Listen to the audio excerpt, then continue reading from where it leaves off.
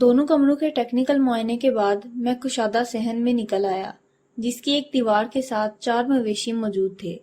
ان میں 2 بیل اور 2 بھینسیں تھیں۔ ایک بھینس کالی اور دوسری بوڑھی تھی۔ یہ چاروں بے زبان جانور اپنی کھرلیوں پر بندھے خاصے افسردہ دکھائی دیتے تھے۔ صحن کے دوسرے کونے میں 2 بکریاں اور ایک بکرا بھی بندھا ہوا نظر آیا۔ اس باڑے میں داخلے کے 2 دروازے تھے، جن میں سے ایک بڑا اور دوسرا چھوٹا تھا۔ مقتولین کا گھر گلی کے آخری کنارے پر واقع تھا، یعنی یہ ایک کارنر کا مکان تھا جسے 2 گلیوں کا ساتھ میسر تھا۔ باڑہ گھر کے پچھواڑے واقع تھا، جس کا ایک دروازہ عقبی گلی میں اور دوسرا پہلو والی گلی میں کھلتا تھا۔ ہم اسی پہلو والے دروازے سے باڑے میں داخل ہوئے تھے، جو نسبتاً بڑا تھا۔ صحن میں 2-3 گھنے سایہ دار درخت بھی استادہ تھے۔ میں نے جائے وقوع کا نقشہ تیار کیا اور موقع کی کارروائی مکمل کرنے کے بعد وہاں موجود لوگوں سے پوچھ گچھ کرنے لگا۔ کانسٹیبل مراد علی کو میں نے لاشوں کے ساتھ سرکاری ہسپتال بھیج دیا تھا اور اب جو بھی کرنا تھا مجھے ہی کرنا تھا۔ میں نے 2-3 افراد کو ٹٹول کر دیکھا، لیکن ان کی زبانوں سے کام کی کوئی بات نکل نہ سکی۔ اس کے بعد میں بشیر لوہار کی طرف متوجہ ہو گیا۔ یہ شخص مقتولین کا پڑوسی تھا اور اس واقعے کی اطلاع لے کر میرے پاس پہنچا تھا۔ میں نے اس سے پوچھا، بشیر، تمہارے خیال میں اس واردات کا ذمہ دار کون ہو سکتا ہے؟ جناب، میں اس بارے میں کچھ نہیں کہہ سکتا۔ تم ان کے پڑوسی ہو، میں نے اس کی آنکھوں میں دیکھتے ہوئے کہا۔ تمہیں اتنا بے خبر تو نہیں ہونا چاہیے۔ آپ غلط نہیں کہہ رہے تھانے دار صاحب، وہ تائیدی انداز میں بولا۔ میں ان کا پڑوسی ہوں اور ان کے حالات کے بارے میں بہت کچھ جانتا ہوں، لیکن قتل کی اس واردات کے حوالے سے مجھے کچھ پتا نہیں ہے۔ آپ یقین کریں، میں آپ سے بالکل سچ کہہ رہا ہوں۔ ٹھیک ہے، میں نے فی الحال تمہاری بات کا یقین کر لیا، میں نے ٹھہرے ہوئے لہجے میں کہا۔ اب یہ بتاؤ، اس واردات کا سب سے پہلا شاہد کون تھا؟ اس نے الجھن زدہ نظروں سے مجھے دیکھا۔ میری بات کا آخری حصہ شاید اس کے پلے نہیں پڑا تھا۔ میں نے فوراً وضاحت کرتے ہوئے کہا، میں یہ پوچھ رہا ہوں کہ ان دونوں بھائیوں کی لاشوں کو سب سے پہلے کس نے دیکھا تھا؟ منظور موچی نے، اس نے مضبوط لہجے میں جواب دیا۔ منظور بازو والی گلی سے گزر رہا تھا کہ باڑے کے کھلے ہوئے دروازے میں سے اس کی نظر اندر صحن میں چلی گئی، جہاں بچھی چارپائیوں پر یہ دونوں بھائی خون میں لت پت پڑے تھے۔ اس نے تھوڑا توقف کر کے ایک جھڑجھڑی لی، پھر اپنی بات کو آگے بڑھاتے ہوئے بولا، میری دکان گھر کے اندر ہی سامنے والے حصے میں ہے اور سارا گاؤں جانتا ہے کہ میں صبح سویرے اپنی دکان پر بیٹھ کر کام شروع کر دیتا ہوں۔ میرا اور مقتولین کا گھر ایک دوسرے سے جڑا ہوا ہے اور میری دکان کے دروازے اور ان کے گھر کے دروازے میں چند فٹ کا ہی فاصلہ ہے۔ ان کے گھر میں داخل ہونے والا ہر شخص میری نظر میں رہتا ہے۔ منظور موچی نے باڑے والا خونی منظر دیکھ کر مقتولین کے گھر کی طرف دوڑ لگائی تھی، اور اس سے پہلے کہ وہ گھر کا دروازہ کھٹکھٹاتا میری اس پر نگاہ پڑ گئی۔ میں نے اسے بڑی پریشانی کے عالم میں دیکھا۔ یہ سب مجھے بڑا عجیب لگا اور میں نے بے ساختہ اسے آواز دی، او منظورے، خیریت تو ہے؟ اس نے چونک کر مجھے دیکھا، پھر تیزی سے میری دکان میں داخل ہو کر بولا، خیریت نہیں ہے بشیرے۔ اس کی خوف زدگی کو دیکھتے ہوئے میں نے کام سے ہاتھ کھینچ لیا اور پوچھا، پر ہوا کیا ہے؟ کچھ منہ سے تو بول۔ پیچھے باڑے میں 2 لاشیں پڑی ہیں، وہ سہمے ہوئے لہجے میں بولا۔ میرا خیال ہے فیاض اور ریاض کو کسی نے قتل کر دیا ہے۔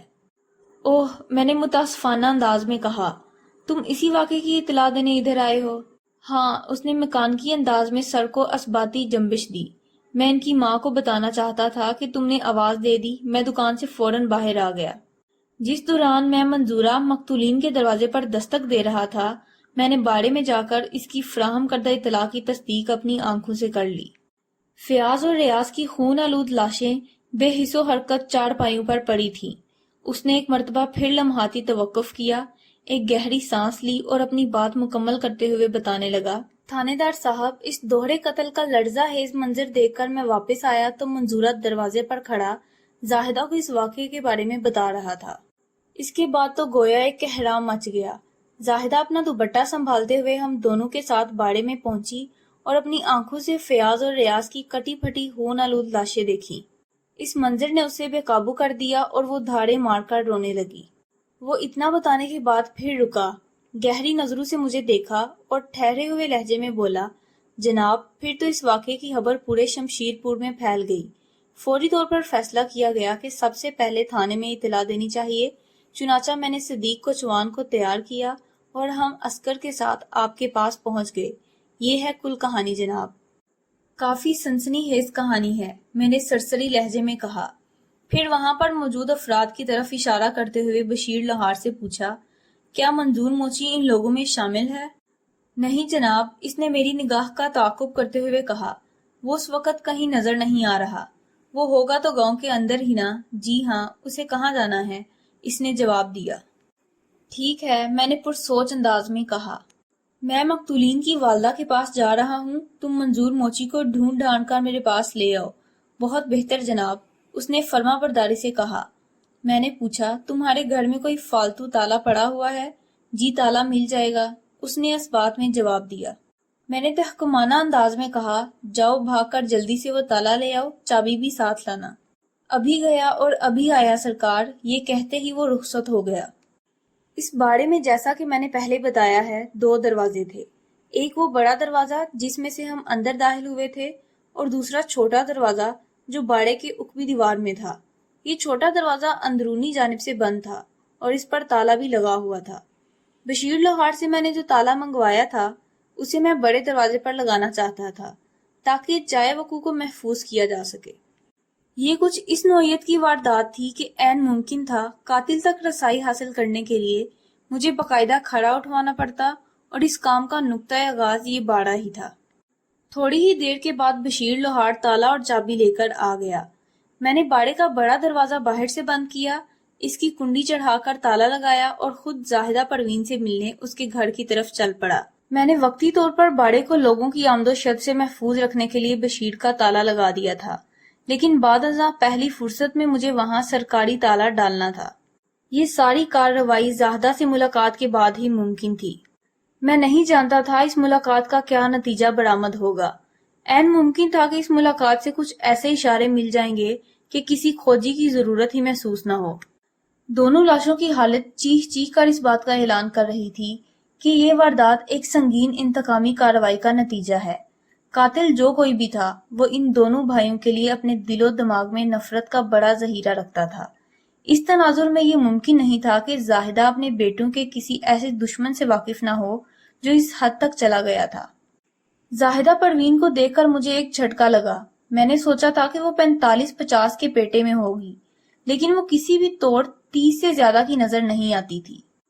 میں نے اپنی حیرت کو فی الحال ظاہر نہیں ہونے دیا اور ہمدردی بھرے لہجے میں گفتگو کا آغاز کرتے ہوئے کہا، زاہدہ، مجھے اس ہولناک واقعے کا گہرا دکھ ہے اور میں تمہارے رنج میں برابر کا شریک ہوں۔ تم فکر نہ کرو، میں بہت جلد تمہارے بیٹوں کے قاتل کو ڈھونڈ نکالوں گا۔ اس وقت ہم دونوں زاہدہ کے گھر کے اندر ایک کمرے میں بیٹھے تھے، اور اس کمرے میں ہم دونوں کی سوا اور کوئی نہیں تھا۔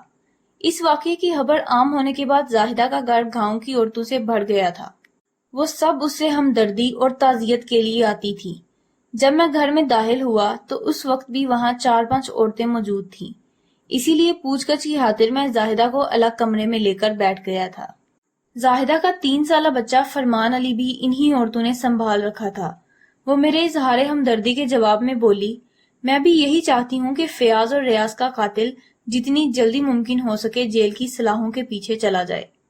میں یہ کر سکتا ہوں، میں نے ٹھہرے ہوئے لہجے میں کہا، لیکن اس کے لیے مجھے تمہارے تعاون کی ضرورت ہوگی۔ بتائیں میں آپ سے کیا تعاون کروں؟ اس نے براہ راست میری آنکھوں میں دیکھتے ہوئے سوال کیا۔ اس کی آنکھوں میں مجھے ایک انجانی سی سرد مہری محسوس ہوئی۔ اس کے 2 بیٹوں کو بڑے بہیمانہ انداز میں موت کے گھاٹ اتار دیا گیا تھا۔ اس اندوہناک موقع پر ایک ماں کا جو فطری رد عمل ہونا چاہیے تھا، وہ مجھے زاہدہ کے انداز و تاثرات میں کہیں دکھائی نہیں دیتا تھا۔ وہ رو رہی تھی، پریشانی اور دکھ کا اظہار کر رہی تھی، رنجیدہ اور دکھی نظر آنے کی کوشش کر رہی تھی، لیکن اس کی آنکھوں میں موت کا دیا ہوا داغ کہیں دکھائی نہیں دیتا تھا۔ وہ آنکھیں کرب اور اذیت کے مفہوم سے خالی تھیں۔ تمہارے تعاون کے بغیر میرے لیے ایک قدم بھی اٹھانا ممکن نہیں، میں نے اس کی آنکھوں میں دیکھتے ہوئے گہری سنجیدگی سے کہا۔